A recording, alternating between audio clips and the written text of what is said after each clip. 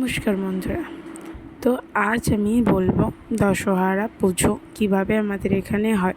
ছোটোবেলা থেকে দেখে আসছি এই দশহরার দিন বাবার মন্দিরে মনসা ঠাকুরকে এই 10 রকমের ফল দিয়ে দুধ দিয়ে পুজো দিতে হয়। চিঁড়ে মুরগিও থাকে, তাই দেখতে পাচ্ছ গ্রামের সকলে পুজো দিয়ে গেছে। তাই এত পুজো, তারপরেও হয়তো পুজো আসতো, কিন্তু আমি তার আগেই পুজোগুলো দেখিয়ে দিয়েছি। একটা সামনে ডালা পেলাম, আমাদের ডালাটা খুঁজলাম কিন্তু পেলাম না।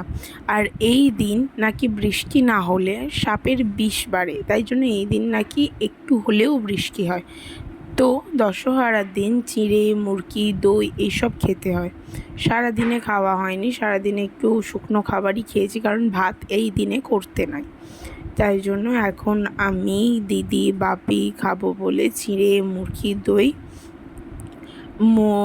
কলা আম সমস্ত কিছুই ছিল, আর মাখিনি সবাইকে এরকম দিয়ে দিয়েছি প্লেটে, সবাই মাখিয়ে যেতে সেটাই খেয়ে নিয়েছে।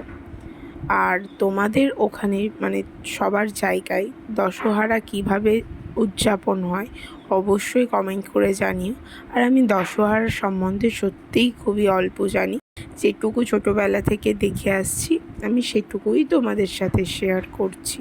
আর আমার প্লেট সাজানো গান, এবার খাওয়ার পালা। তো টাটা বাই বাই, আবার আসছি নেক্সট কোনো ভিডিও।